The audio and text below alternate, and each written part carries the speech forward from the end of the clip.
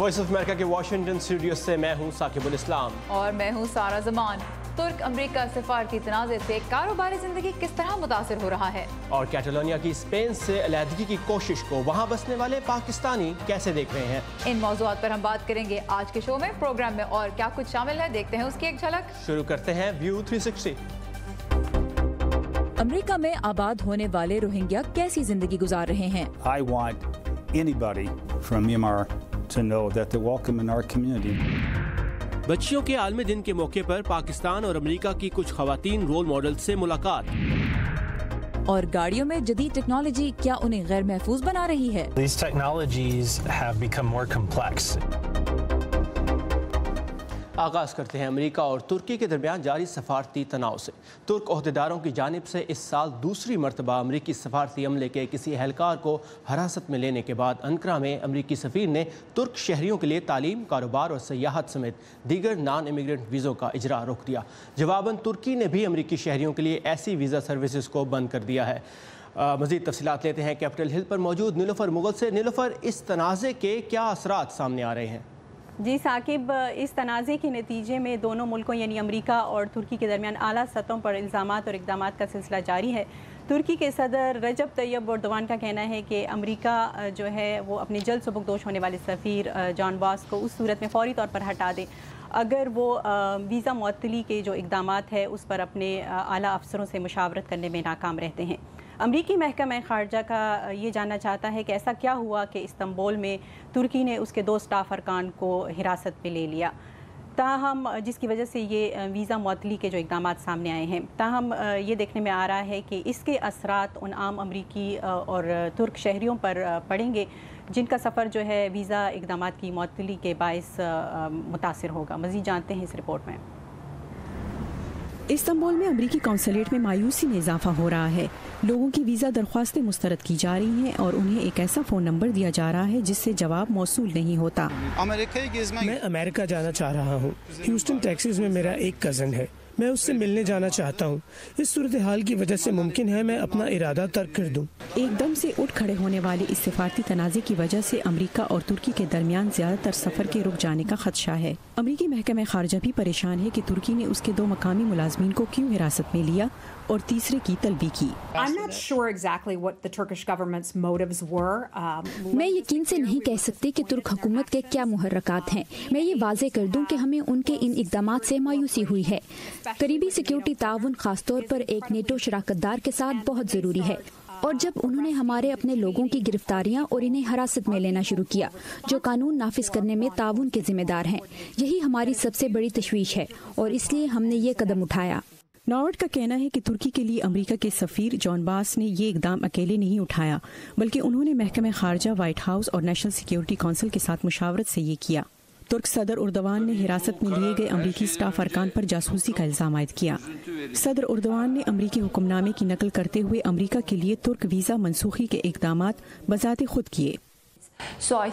میرے خیال میں ابھی اندرونی صورتحال امریکہ مخالف اقدامات کے لیے گرم ہے اور وہ اس سے فائدہ اٹھا رہے ہیں۔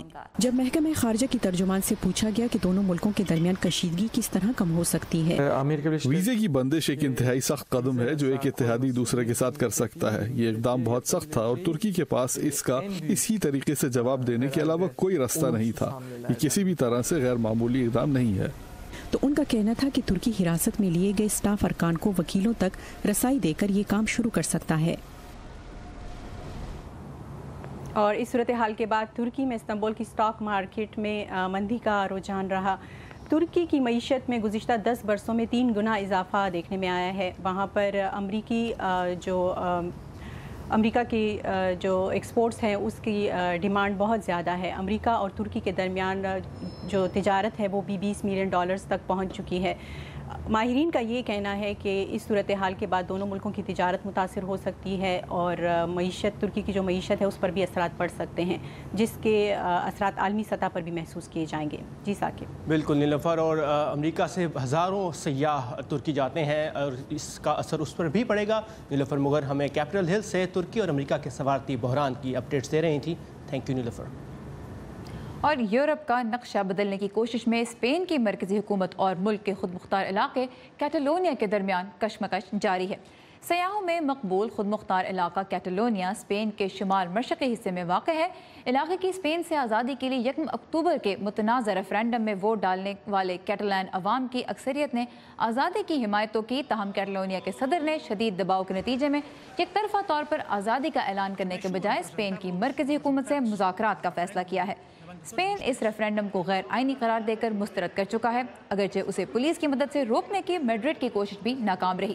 کیٹالونیا میں ووٹ ڈالنے کے اہل افراد میں سے صرف 43% نے ریفرینڈم میں حصہ لیا تھا، لیکن علاقے میں آزادی کی حمایت اور مخالفت میں مظاہرے کئی روز سے جاری ہیں۔ اس وقت کیٹالونیا کے دارالحکومت بارسلونا سے محمد اقبال چودھری ہمارے ساتھ ہیں بذریعہ اسکائپ۔ اقبال چودھری وہاں کی سیاسی سرگرمیوں میں بہت فعال کردار ادا کرتے رہے ہیں۔ تو اقبال صاحب، اگر آپ کو میری آواز آ رہی ہے تو میں یہ جاننا چاہوں گی سب سے پہلے کہ اس وقت کس طرح کے حالات کا سامنا ہے آپ لوگوں کو، وہاں پہ کیا صورتحال ہے؟ اوورآل کتلان معاشرے میں 2 طرح کی رائے پائی جا رہی ہیں۔ ایک تو یہ ہے کہ جن لوگوں کا یہ نعرہ تھا یا جن کی یہ سوچ ہے کہ ہمیں اسپین سے آزاد ہونا ہے، ان کو تو مایوسی ہوئی ہے۔ کل والے شام کے جو اعلانات ہوئے ہیں پارلیمنٹ کے فورم سے، پریزیڈنٹ ہے جو کتلونیا کا، انہوں نے کہا کہ ہم اپنی آزادی کا اعلان کرتے ہیں لیکن ساتھ ہی اس کو معطل کرتے ہیں تاکہ کوئی مذاکرات کا راستہ اختیار کیا جائے اور اسپین کے ساتھ عام معاہدے کی صورت میں گریجولی جو ہے آزادی کا پروسیس مکمل کرنا چاہتے ہیں۔ طرف جو یہاں کی آبادی ہے، بیسکلی اس ریاست میں تقریباً 7.5 ملین لوگ رہتے ہیں، جن میں 3 ملین جو ہیں وہ بائی جنریشنز کیٹلان ہیں، 3 ملین جو ہیں وہ اسپینش اور کیٹلان مکس ہیں جو نئی امیگریشن کی ہوئی تھی 50 کی دہائی میں، اور 1.5 ملین جو ہے وہ نیو کمرز ہیں جو 80s اور ارلی 90s کے بعد یہاں اسپین میں آنا شروع ہوئے ہیں، اور انہیں میں پاکستانی بھی شامل ہیں جو نیو کمرز آئے ہیں۔ تو یہ بتائیے کہ پاکستانی کمیونٹی کی کیا رائے ہے، کیونکہ اسپین میں بھی جس طرح آپ نے بھی ذکر کیا اور ہم نے ووٹ کے نتائج سے بھی دیکھا، سبھی لوگ آزادی کی حمایت میں نہیں ہیں۔ پاکستانی کمیونٹی کیا چاہ رہی ہے؟ دیکھیں، بیسکلی ہو سکتا ہے کچھ لوگ، کیونکہ ووٹ کی حرمت ہے، راز ہے، سیکرٹ ہے، کچھ لوگ جو ہے اس بات کے حق میں ہوں، شاید انہیں یہ نعرہ اپیل کرتا ہو کہ آزادی ہونے کی صورت میں جو ہمیں مزید مالی وسائل ملیں گے جو اس اسٹیٹ پر خرچ ہوں گے تو ہمارے لیے بھی بہتر ہوگا، لیکن اکثریت کیونکہ ہم جس ملک سے تعلق رکھتے ہیں وہ ایک فیڈرل اسٹیٹ ہے، تو اکثریت کی رائے یہی ہے کہ اسپین کو متحد رہنا چاہیے۔ اور پاکستانیز نے کیا بڑے نمبر میں ووٹ ڈالا اس ریفرینڈم میں، اور بطور تارکین وطن کیا ان کے کوئی کنسرنز ہیں کہ صورتحال بدلنے کی وجہ سے ان کو کسی قسم کی مشکلات کا سامنا ہو سکتا ہے؟ مشکلات کا تو کوئی سامنا اس وقت سردست نہیں ہے، لیکن چونکہ یہ ہمارا نیا وطن ہے، کنسرن تو ہمارا اس کے ساتھ ضرور ہے، کیونکہ بہت لارج نمبر جو ہے پاکستانی کمیونٹی یہاں وہ بزنس سے وابستہ ہے، اور ظاہر ہے اگر عدم استحکام آئے گا اور اس طرح کا جو ہے خلفشار ہوگا تو بزنس سب سے پہلے متاثر ہوگا، اور یہ بیس ہی کرتا ہے ٹورزم کے اوپر۔ یہاں 18 ملین ٹورسٹ آتے ہیں ہر سال، تو ظاہر ہے اگر ٹورسٹ آنا کم ہوں گے، یہاں پہ سیاسی خلفشار ہوگا، صورتحال اگر مستحکم ہوگی تو اس سے لوگوں کے کاروبار کے اوپر اثر پڑے گا۔ اس حوالے سے ہر بندہ مند ہے، اور پچھلے دنوں میں یہاں سے بہت ساری جو ان کی نیشنل اور ملٹی نیشنل فرمز ہیں انہوں نے اپنے ہیڈ آفسز بھی چینج کرنے کا اعلان کیا کہ وہ یہاں سے باہر لے جائیں گے آزادی کی صورت میں۔ کنسرن تو لوگوں کے بہت زیادہ ہے، لیکن ووٹ بہت کم لوگوں نے کیا ہے، اور جن نے کیا اس کے بارے میں بھی کچھ نہیں کہا جا سکتا کہ وہ ووٹ ان کا یس کے حق میں تھا یا نو کے حق میں تھا۔ ٹھیک، تو یعنی معاشی اعتبار سے مسائل کا سامنا ہو سکتا ہے، لیکن جہاں تک سماجی حالات کی بات ہے تو آپ کہہ رہے ہیں کہ جس طرح معاشرہ وہاں کا بہت اوپن اور ویلکمنگ ہے تو صورتحال اچھی رہ سکتی ہے۔ بہت شکریہ اقبال چودھری، آپ ہمارے ساتھ تھے بارسلونا سے، بہت شکریہ آپ کی ان معلومات کا۔ اور سارا، آج بچیوں کا عالمی دن بھی منایا جا رہا ہے۔ ہم آپ کی ملاقات کروائیں گے کچھ ایسی پاکستانی اور امریکی خواتین سے جو روایتی سوچ بدلنے کی کوشش کر رہی ہیں۔ دنیا بھر سے اہم اور دلچسپ خبروں کے لیے آئیے ہماری ویب سائٹ urdu.voa.com پر، جہاں اس وقت آپ ایران اور امریکہ کے درمیان بڑھتی ہوئی تلخی کے بارے میں بھی رپورٹس پڑھ سکتے ہیں۔ اور ہمارا ہفتہ وار ٹیک سیگمنٹ بھی شامل ہے آج کے پروگرام میں، لیکن اس سے پہلے دیکھتے ہیں دنیا بھر سے ملنے والی کچھ اہم خبروں کی جھلکیاں ورلڈ ویو میں۔ امریکہ کے 2 سپرسونک جنگی جہازوں نے جزیرہ نما کوریا میں جاپان اور جنوبی کوریا کے ساتھ مشترکہ جنگی مشقوں میں حصہ لیا۔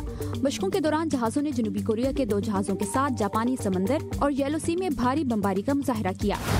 امریکی ریاست کیلیفورنیا میں لگنے والی آگ سے مرنے والوں کی تعداد 17 سے زائد ہو گئی ہے، جبکہ 100 سے زائد افراد لاپتہ ہیں۔ شمالی کیلیفورنیا میں 2000 سے زائد عمارتیں تباہ ہو چکی ہیں، جبکہ آگ 1,15,000 ایکڑ رقبے کو اپنی لپیٹ میں لے چکی ہے۔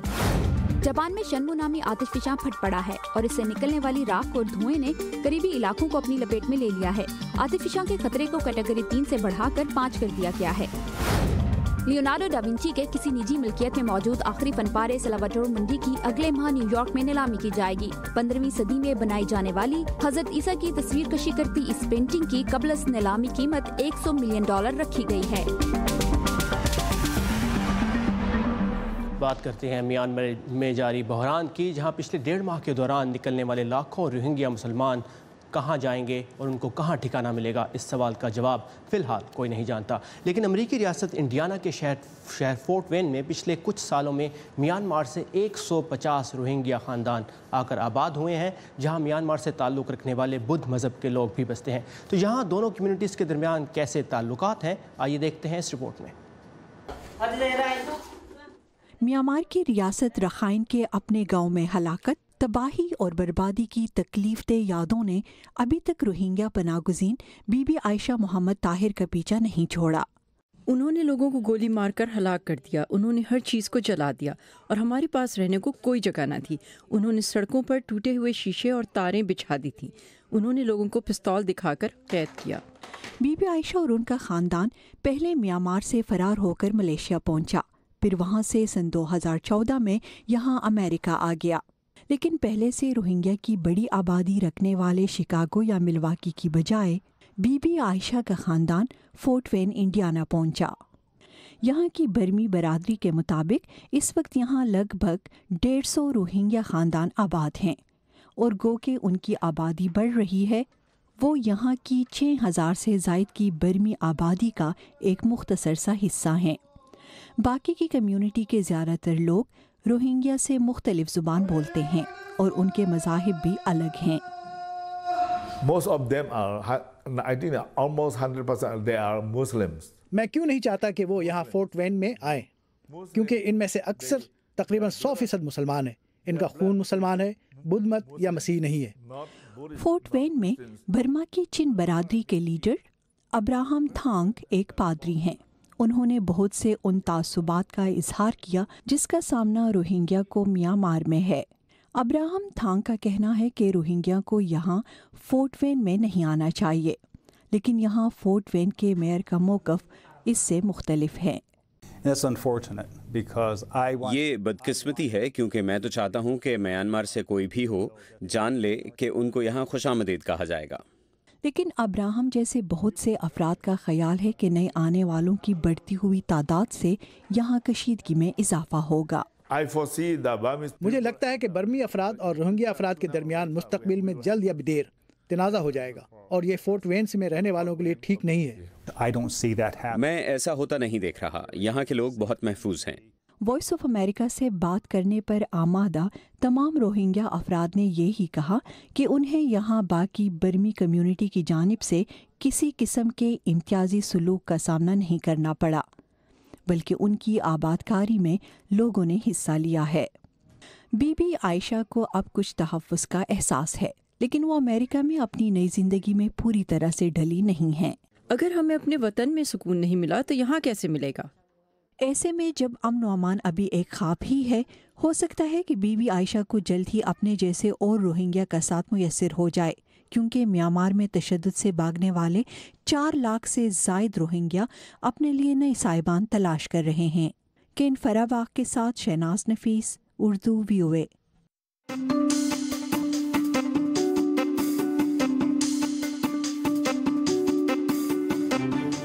वक्त हो रहा है टेक्नोलॉजी सेगमेंट का, और आजकल गाड़ियां खरीदते वक्त सिर्फ उनका मॉडल और माइलेज ही नहीं देखते लोग, बल्कि ये भी देखते हैं कि उसमें तफरीह के लिए कैसी टेक्नोलॉजी मौजूद है। लेकिन सारा जैसे गाड़ी में ब्लूटूथ या रिवर्स कैमरा और फिर ब्लाइंड स्पॉट कैमरास वगैरह होते हैं, वो तो ड्राइविंग को महफूज बनाते हैं, लेकिन माहिरीन का कहना है कि इंटरटेनमेंट के लिए गाड़ियों में ज़्यादा टेक्नोलॉजी फीचर्स का इंट्रोडक्शन शायद ड्राइविंग के लिए ख़तरनाक हो सकता है। रेडियो स्टेशन तब्दील करना हो या ईमेल चेक करनी हो, सोशल मीडिया अपडेट और GPS का इस्तेमाल, जदीद गाड़ियों में नित नई टेक्नोलॉजी ने लोगों को बहुत सी आसानियां फराहम की हैं, लेकिन अमेरिकन ऑटोमोबाइल एसोसिएशन का कहना है कि इन चीज़ों से ड्राइवर्स की तवज्जो बढ़ जाती है।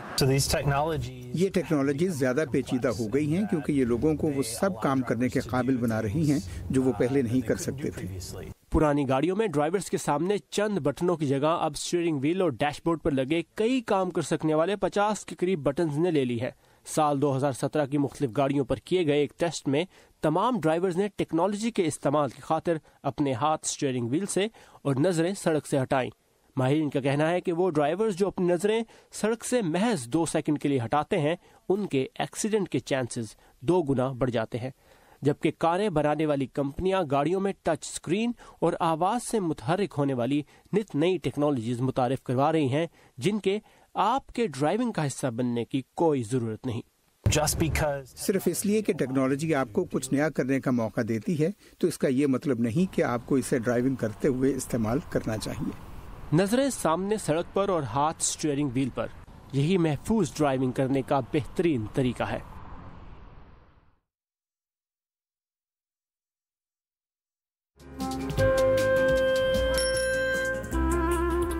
अब्बा जैसे करोड़ों लोग जहां हर रोज ईमानदारी से काम पर लगे हों, चाहे वो दफ्तर में हो या खेतों में, सड़कें हों, बॉर्डर्स, खेल का मैदान या कोई इंटरनेशनल स्टेज, जब पाकिस्तान का नाम रोशन करने वालों की कहानियां कहने के लिए हमारे पास वक्त कम पड़ जाए, जब पूरा मुल्क ही खुद को आगे ले जाने में लगा हो, तो फिर दुनिया भर में उसका परसेप्शन मुट्ठी भर लोग क्यों बनाते हैं? We are almost there, but not there yet. लगता है थोड़ी मेहनत और करनी होगी हमें भी। व्यू 360 सिर्फ आज न्यूज़ पर। आज दुनिया भर में बच्चियों का आलमी दिन मनाया जा रहा है। इसकी ज़रूरत क्यों है? इसका अंदाज़ा आप इससे लगा लें कि दुनिया भर में 12.5 करोड़ बच्चे ऐसे हैं जो पढ़ लिख नहीं सकते, और उनमें 7.5 करोड़ यानी 60% वो लड़कियां हैं जो कभी स्कूल नहीं जा सकें। और हर रोज़ तकरीबन 20,000 ऐसी लड़कियों की शादी कर दी जाती है जिनकी उम्र 18 साल से कम है। अगरचे दुनिया के अक्सर मुल्कों में शादी की कानूनी उम्र लड़कियों के लिए उम्र 16 से 18 साल मुकर्रर है, लेकिन सकाफती और मजहबी रवायात के बायस अक्सर माँ बाप की इजाज़त से कम सिन लड़कियों की शादी कर दी जाती है। तो बच्चियों की ज़िंदगी बेहतर राह पर डालने में रोल मॉडल्स का किरदार बहुत ही अहम है, ख़ासतौर पर ख़वातीन रोल मॉडल्स का। और पाकिस्तान की अगर बात करें तो वहाँ तो ख़वातीन बहुत से शोबों में अपनी मेहनत और अपनी हिम्मत के सहारे आगे बढ़ रही हैं और मिसालें कायम कर रही हैं। बिल्कुल सारा, और इनमें एक पेशा सहाफ़त का भी है जिसमें जो चैलेंजेस से भरपूर है, लेकिन इसके बावजूद पाकिस्तानी ख़वातीन में मकबूल है। तो खातून सहाफ़ियों को दफ्तर के अंदर और बाहर फ़राइज़ निभाने में किन मौक़ों और मुश्किलात का सामना है, आइए देखते हैं लाहौर से इस रिपोर्ट में। मैं चाह रही हूँ मैं रिपोर्टिंग आगे करूँ। मुझे एंकरिंग का बहुत ज़्यादा शौक है। देखते आ रहे हैं बचपन से न्यूज़ कास्टर्स रेडी होकर बैठते हैं, तो वो एक थोड़ा सा इंटरेस्ट डेवलप हो गया था, तो इसलिए इस फील्ड को चूज़ किया। गुज़िश्ता कुछ सालों में लाहौर की पंजाब यूनिवर्सिटी के बाद अब इस शहर के कई निजी तालीमी इदारों में भी सहाफ़त की तालीम देने के नए शोबे कायम किए गए हैं, जहाँ दाखिला लेने वालों में लड़कों की निस्बत लड़कियों की तादाद ज़्यादा हो रही है। पूर्ली सब्जेक्ट समझा जाता था कि ये मर्दों का है। हमारे यहाँ रेशो रिवर्स हो गई है, अब लड़के ढूंढने पड़ते हैं। 70-30 कह रहे हैं, 70% ख़वातीन हैं और 30% मर्द हजरात हैं। बहुत सारे चैनल्स हैं, जब उन्होंने हायरिंग करनी होती है तो हमारे यहाँ के कैंप लगाते हैं और बच्चों की खुद सिलेक्शन करके जाते हैं। और ज़्यादा सिलेक्शन क्राइटेरिया में गर्ल्स की पार्टिसिपेशन ज़्यादा एक्टिव नज़र आती है, उनकी हायरिंग भी ज़्यादा है। पहले लोग सोचते थे कि शायद इसमें अपॉर्चुनिटी नहीं मिलेगी या इसमें उस लिहाज से अर्निंग पॉइंट ऑफ व्यू से शायद ये सोर्स ऑफ इनकम हो सकता, लेकिन अब हम देखते हैं कि सोर्स ऑफ इनकम भी है। ना सिर्फ ये वो फील्ड है जहाँ पर आपकी सोर्स ऑफ इनकम बेहतर होती है, बल्कि आपको इज्जत दौलत शोहरत जो है वो साथ साथ एक ही प्लेटफॉर्म पे माशाल्लाह अब काफ़ी हद तक चीज़ें बेहतरी की तरफ आ गई हैं। तो ना सिर्फ न्यूज़ एंकरिंग, सहाफ़त का इंतखाब बतौर मज़मून करने वाली बहुत सी तालिबात इस पेशे में कदम रखने से पहले ही अपने अहदाफ तय कर लेती हैं, जिनमें उनका इंतखाब अखबार या रेडियो कम ही होता है। जो बच्चियां हमारे पास आती हैं उनको सबसे पहले जो सवाल हमारे पास आता है वो यही होता है कि we want to be an anchor person. Female को लगता है कि एक अच्छा पैकेज है, एक सिक्योर एनवायरनमेंट में बैठी है, फील्ड वर्क नहीं है और ऑन स्क्रीन होगी, पॉपुलैरिटी भी जल्दी मिल जाएगी। और मैं हूं अलीना फारूक शेख। हेडलाइंस आपने जानी। लेकिन चकाचौंध से भरपूर दिखाई देने वाली इस नौकरी में टीवी का पेट भरने के लिए रोजाना ही कुछ नया कर दिखाना होता है اور خبر کے حصول سے لے کر اسے ناظرین تک پہنچانے کا کام نہ دن دیکھتا ہے نہ رات، بس محنت اور ہمت مانگتا ہے۔ خواتین صحافی ہیں، ان کے کیریئر ایک بہت ہی محدود سطح تک رہتے ہیں اور ایک خاص جگہ پر آ کر وہ رک جاتے ہیں۔ تو ہم اگر دیکھیں مڈل مینجمنٹ جیسے بیورو چیفز ہوتی ہیں اور پھر ٹاپ مینجمنٹ جیسے ڈائریکٹر نیوز کتنی ہوں گی؟ میں یہ نہیں کہتی کہ بالکل کوئی خواتین نہیں ہیں، لیکن جتنی بھی ہیں آپ ان کو انگلیوں پہ گن سکتے ہیں۔ میڈیا انڈسٹری میں کیمرے کے سامنے یا کیمرے کے پیچھے ثابت قدم رہنے والی بہت سی خواتین اپنی لگن کے باعث بین الاقوامی سطح پر بھی کام کر رہی ہیں۔ اور ہم نے دیکھا کہ پاکستان میں خواتین صحافت کے شعبے میں آگے آ رہی ہیں، اور صحافت سے چلتے ہیں کامکس کی دنیا میں، جہاں اب ہیرو صرف بیٹ مین، سپر مین اور اسپائڈر مین ہی نہیں ہیں، کیونکہ نیو یارک میں کامکس کے سالانہ میلے کامک کون میں خواتین نے شرکت کر کے یہ ثابت کیا کہ وہ بھی کامکس انڈسٹری میں کسی ہیرو سے کم نہیں ہیں۔ نیو یارک کامک کون میلے میں ونڈر وومن ہی واحد خاتون ہیرو نہیں تھی۔ میں ڈارک سولز 3 کے کردار آلڈرچ کی نمائندگی کر رہی ہوں۔ یہ ایک ایسا کردار ہے جو ہمیں ویڈیو گیمز میں زیادہ دیکھنے کو نہیں ملتا۔ سوسائڈ اسکواڈ دیکھنے سے پہلے میں نے کبھی ایسا روپ نہیں بھرا تھا۔ میں ہارلی کوئن کو دیکھ کر بہت متاثر ہوئی، کیونکہ وہ ایک ایسی خاتون ویلن کا کردار ہے جس کے ساتھ میری تمام ہمدردیاں ہیں۔ یاد رہے کہ ہر سپر ہیرو کا نام مین پر ختم نہیں ہوتا۔ Catwoman, Poison Ivy, Power Girl, یہ تمام مضبوط اور بااختیار خواتین ہیں۔ ان کرداروں سے سپر ہیروز کا روپ دھارنے کی شوقین خواتین کی بھی حوصلہ افزائی ہوتی ہے۔ لیکن اس کے باوجود مردوں کی غالب اکثریت رکھنے والے اس شعبے میں خواتین کو اپنی جگہ بنانے کے لیے حقیقی زندگی کی لڑائی لڑنی پڑ رہی ہے۔ مجھے یقین نہیں کہ خواتین کے کردار اور ان کی شناخت سے متعلق پدرشاہی سوچ کو بدلے بغیر اس میں تبدیلی لانا ممکن ہوگا۔ فارورڈ کامکس جیسے کچھ پبلشرز اس روایت سے ہٹ رہے ہیں۔ میرے خیال میں یہ تبدیلی کے اس مقام پر ہے جہاں اب یہ اتنا مشکل نہیں، لیکن پھر بھی ابھی منزل دور ہے۔ جو لوگ اپنا آزادانہ کام کرنا چاہتے ہیں ان کے لیے خود اپنی کتابیں پبلش کرنے کا آپشن بھی ہے۔ جنسی تعصب کرنے والوں کو میں کہہ سکتی ہوں کہ وہ اپنا راستہ ناپے۔ وہ تو ویسے بھی میرا کام نہیں پڑھنا چاہتے۔ یوں اپنا کام کرتے وقت صرف انہی لوگوں کو ذہن میں رکھ سکتی ہوں جو مجھے پڑھنا چاہتے ہیں۔ ہمیں بس ایک دوسرے کی حوصلہ افزائی کرنی ہے، ایک دوسرے کو کام دینا ہے اور اپنی کامیابی کا مل کر جشن منانا ہے۔ مشہور D C comic super hero team کی طرح کامک کون کی خواتین بھی انڈسٹری میں اپنی جگہ بنانے پر اٹل ہیں۔ ٹینا ٹرن کے ساتھ سحر Majid, Urdu VOA۔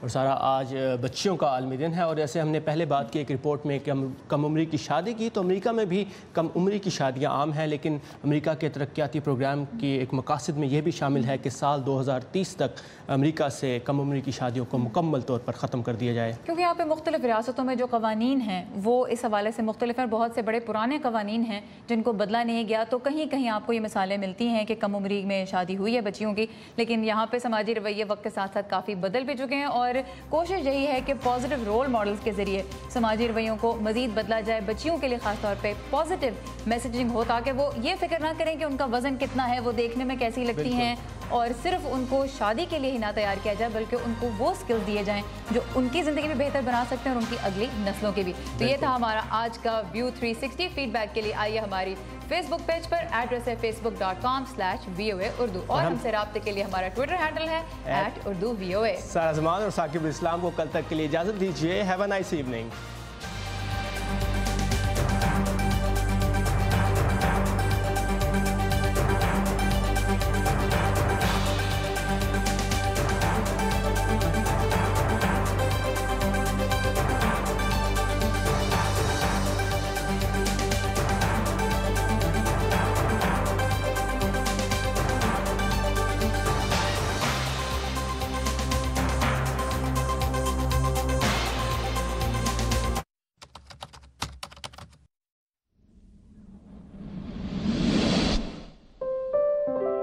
Growing up, I just always wanted to do the right thing. I was the only girl out of 6 kids, and my parents expected a lot of me. And my dad used to always say to me, Melody, don't be a sheep. Don't follow the crowd. I speak French. I was fascinated by the sound of the language. I had a wonderful teacher in junior high school, And my parents had gotten me a book when I was a young kid called The Slave Who Freed Haiti. So I think the fact that that was somehow embedded in my consciousness and the sound of the French language and my love for the Caribbean, I'm a swimmer, I said, that's it. I'm going to go and live in Haiti. I landed there and I was in shock that I couldn't use my French too much because the official language is French, but the people speak Creole. I think the people of Haiti are wonderful. They're very, very sweet. They're humble, they're accepting of their plight. I learned that everybody says hello and goodbye and how are you before they start talking. This is going to be hard for me to talk about my daughter because I love her so much. I had wanted to have a child, and because I'm independent, I didn't care if I was married. I had done an unsuccessful in vitro. And then I told a doctor friend of mine, a Haitian doctor friend of mine, that it didn't work. And he said, so are you ready for a Haitian baby? I said, I just want a baby. And within 2 weeks, we found a beautiful Haitian peasant woman who doesn't want the baby. And it was almost like it was meant to be. So I tell my daughter, Rachel, I've known her longer than she's known me. I saw her first. The name of my store is The Lady from Haiti. At first I was thinking about changing that name because Haiti was getting so much bad press at the time that I decided to begin a store. But then I got my daughter and I decided I'm not changing that name. She's actually the lady from Haiti. This is now her definition in Naples. The little girl doesn't have a daddy. She's got a white mommy. She's going to be different. The lady from Haiti is Rachel. When people come into my store, I hope that they feel happy when they see the artwork. The Haitian spirit shows through in most things. People are happy to see unusual things, unique things, inexpensive things. I like people to smile when they come in here, and it happens. I lived in Haiti for 6 years during 9 different governments. I would love people in this country to understand that Haiti has so much more to offer. All the different things that people that aren't in a big rush to get somewhere fast and achieve and to grab more and more for themselves, a lot of the things that we don't experience so much in our country anymore are still present in Haiti. I admire Mother Teresa and people that can give up everything, all the comforts of home and their background. I know I can't be like Mother Teresa, but I want to have the kind of impact on many people that I've had on my daughter. Sometimes I think I want to go to the Middle East and help the kids in the refugee camps. They can't be happy people in their lives if they don't learn somehow that there is a thing called happiness. Happiness is a treasure that I own, and I'd like to share my treasure somehow in my life.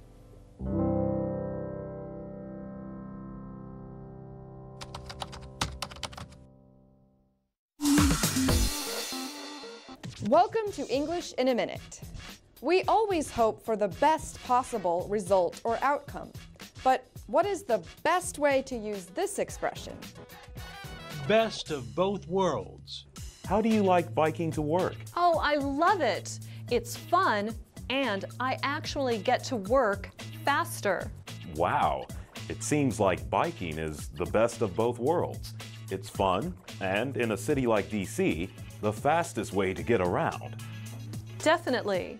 So when are you going to get a bike?